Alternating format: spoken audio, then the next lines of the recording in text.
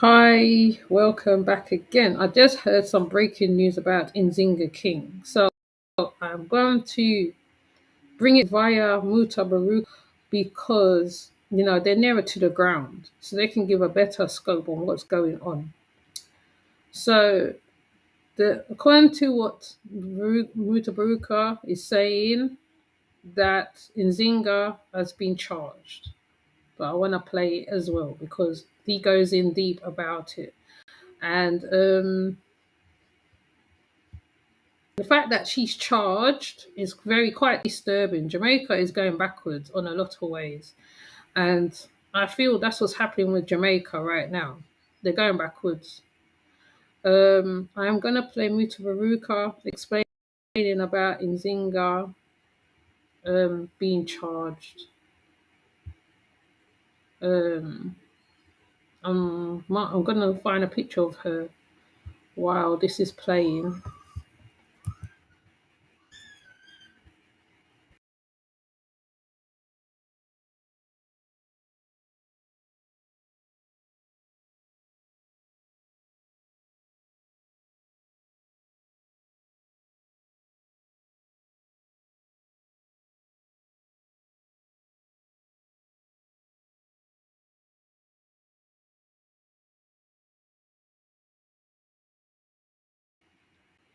So they have actually charged her.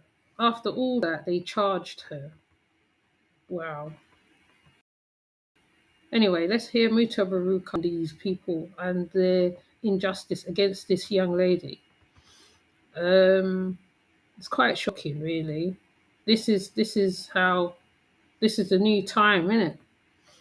Everything's going backwards, not forwards. Anyways, let's just play this.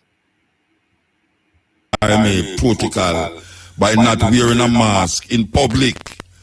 She was arrested for this on June the 29th, 2021, when she appeared in court on this charge on July the 22nd, 2021.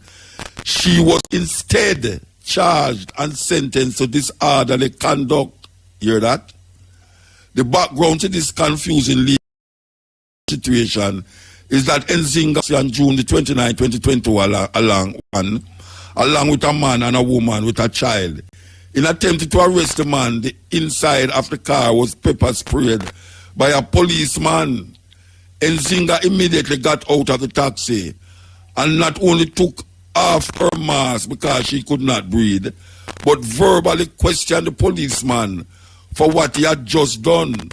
For this, she was arrested for not and taken to the Maybe station, where she fortunately received bail. When she appeared in court on July the 22nd, she wasn't charged for not wearing a mask. You hear that? She go for them charge her for not wearing a mask. When she go to the court, she was not charged for not wearing a mask, as was expected. But surprisingly, for disorderly conduct, contrary to what was on her bail bond, not only was the policeman not in court on that day, but the judge, rather than postponing the trial until the policeman could appear to give evidence against her, proceeded to summarily find her guilty without a trial. The judge find her guilty without a trial, even though the man who bring this charge against her was not in court. And him never asked her if she guilty or not guilty either. She was never asked to plead guilty or not guilty. Nor did it bother the judge that she did not have a lawyer to defend her. Nzinga was taken to the four-part police station and put in a cell until the judge imposed fine of $6,000 was paid. 4 days later, by her mother, the $6,000 was paid. However, within a short period of time after her imprisonment, a policewoman proceeded to forcefully cut off her locks. She was seriously traumatized. Nzinga, by the way, is a Rastafarian. This is arising from this Nyabing experience, from this Nzinga experience. Following public outrage, the forced cutting of Nzinga's locks, Police Commissioner Anthony Anderson called for an internal police investigation. What the police commissioner has not done, however, as is required in order to demonstrate its seriousness, is to remind the police as to what is the policy regarding the use of pepper spray. This has been happening to many Jamaicans without any intervention by the police commissioner. He needed to also state at the end of his internal investigation whether disciplinary action should be taken against the policeman who pepper sprayed the taxi and the others in the taxi. While calling for investigation in order, the police commissioner also has a duty to state what is the policy regarding police abuse of those in their custody. He has been silent where this is concerned. The judge who sentenced her without trial must be held accountable and disciplined. He had a duty to ask her to plead innocent or guilty, a duty to take into consideration the fact that she did not have a lawyer, and most important, the case should not have been put off until another date when the policeman who charged her could have been present.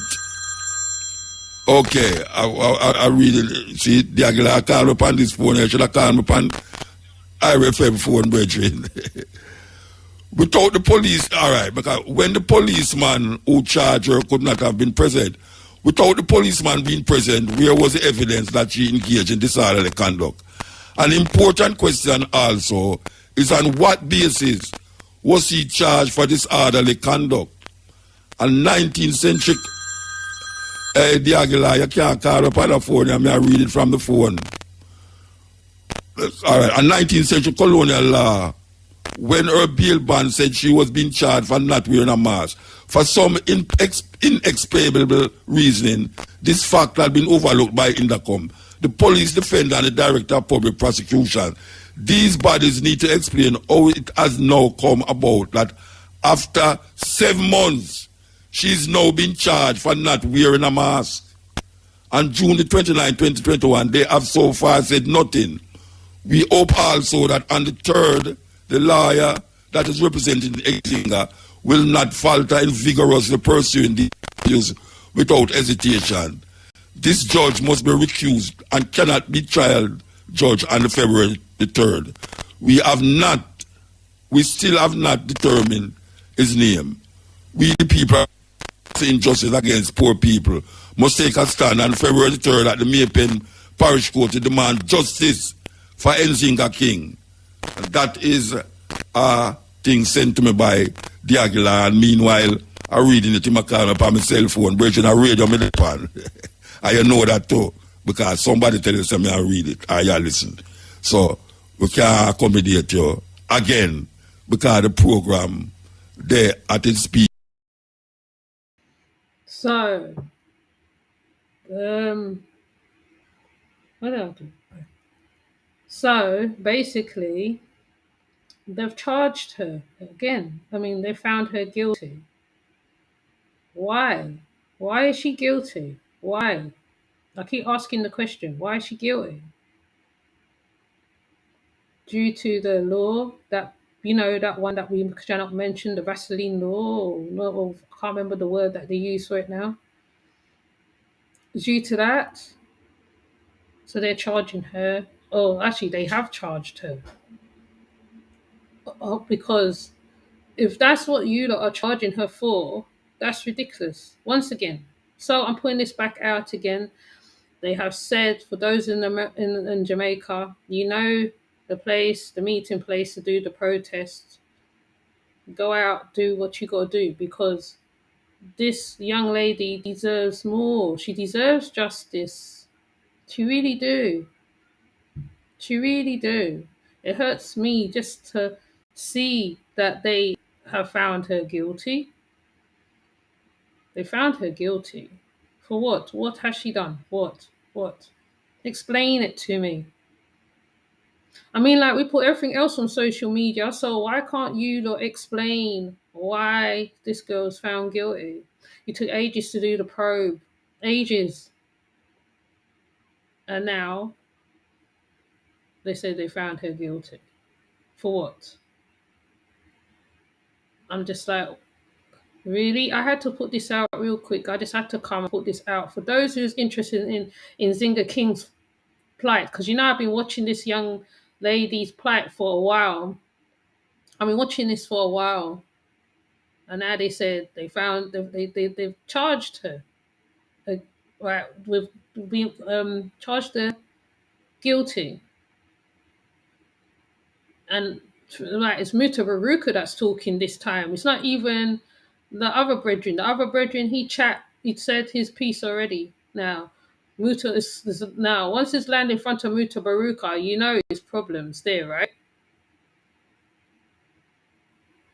But anyways, I just thought I'd bring this to people who is interested in Nzinga King's plight right now. It's not good. Jamaica, it's not good. It's not good. So much crime is going on over there. Jamaica needs to improve a lot of things over in Jamaica. There's a lot of things needs to be improved over there. A lot. But instead now, you there spend money and focus on this little girl. Heaven knows why. She's been through a whole heap of stuff, but you're still on her. You're still focused on her. You're there charge her. What are you charging her with? What? Defiling the flipping whatever it is thing because she won't wear a mask or something like that. I can't remember the stupid thing. Them charges, and it wasn't even her anyway. There was a person in the back who said something to the policeman, and the policeman starts pepper spraying the place. But anyway, I don't have to go through it again. Can look at the previous video I've done on her already.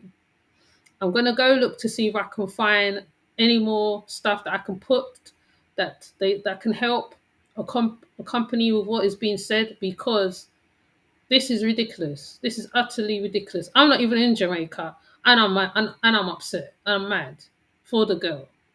I'm not in Jamaica. I'm in the UK, and I'm upset for the girl. It's not on.